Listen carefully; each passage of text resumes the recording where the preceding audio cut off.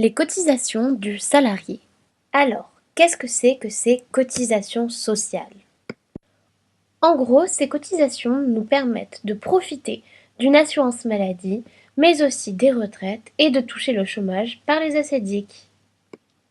Nous allons commencer par essayer de mieux comprendre le système de retraite auquel ces cotisations nous donnent droit et qui fait aujourd'hui débat et l'objet de nombreuses réformes.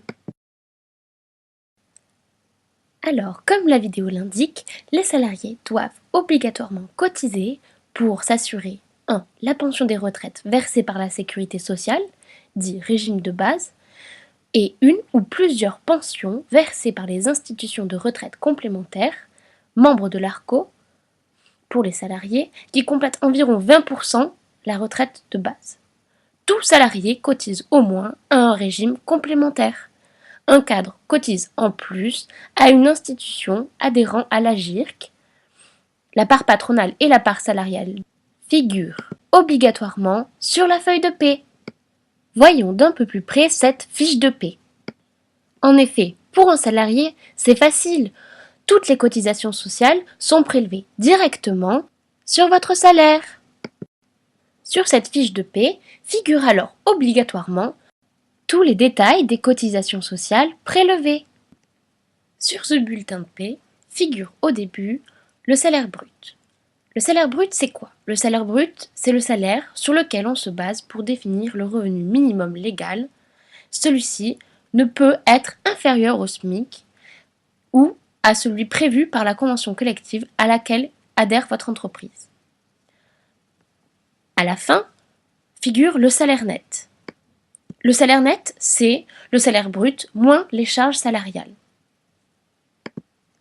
Alors concrètement, nous cotisons à la CSG, dite contribution sociale généralisée, la CRDS, contribution pour le remboursement de la dette sociale, mais aussi à la sécurité sociale, comprenant une assurance maladie, maternité, invalidité et décès, une assurance vieillesse sur le salaire total, ainsi qu'une assurance vieillesse sur un salaire plafonné, des allocations familiales, une assurance pour l'accident du travail.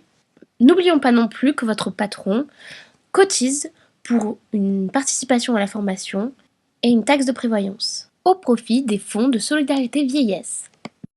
Pour mieux comprendre, voyons ensemble ce qu'est le régime de la sécurité sociale. La sécurité sociale figure explicitement dans le préambule de la Constitution de la 4e République française, qui garantit à tous, notamment à l'enfant, à la mère et aux vieux travailleurs, la protection de la santé, la sécurité matérielle, le repos et les loisirs. La sécurité sociale en France comporte actuellement 4 branches pour le régime général. La branche maladie couvre pécuniairement une partie des conséquences d'une maladie, d'un accident du travail ou d'une maladie professionnelle, mais aussi d'une maternité ou d'une paternité. La branche famille, qui comprend entre autres la Caisse nationale des allocations familiales, le CNAF, et ses organismes locaux, les CAF. La branche recouvrement, c'est-à-dire la COS et l'URSSAF, mais aussi la branche vieillesse, dont la Caisse nationale d'assurance vieillesse fait partie. Les assédiques en France ne font pas partie proprement dit de la sécurité sociale, bien que couvrant le risque chômage. Le financement de la sécurité sociale repose en France essentiellement sur les cotisations sociales que nous payons en tant que salariés chaque mois. Ce mode de financement contraste avec celui des pays nordiques ou des libéraux qui utilisent le financement par l'impôt. Donc, le financement du régime de sécurité sociale s'opère uniquement grâce au versement de cotisations et contributions sociales patronales et salariales. En tant que salarié, les cotisations salariales ainsi que les contributions CSG et CRDS, dont je vous ai parlé précédemment, sont précomptées sur vos bulletins de salaire et reversées par votre employeur à l'URSSAF, l'Union de recouvrement de la sécurité sociale et des allocations familiales. Le défaut de reversement des cotisations salariales précomptées par l'employeur est constitutif d'une rétention indue du précompte. Alors, qu'est-ce que la CSG?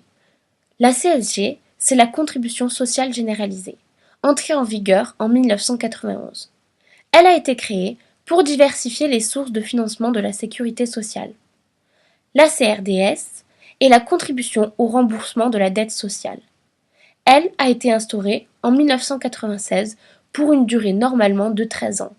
Finalement, cela a été porté à 18 ans, soit jusqu'en 2014. Elle a pour finalité de combler les déficits de la sécurité sociale. Maintenant que vous savez tout ça, peut-être accepterez-vous mieux et comprendrez-vous mieux le fait que votre salaire de saisonnier ne corresponde pas à vos rêves. C'est pour notre bien à tous. D'autant que votre employeur cotise lui à hauteur de 60%.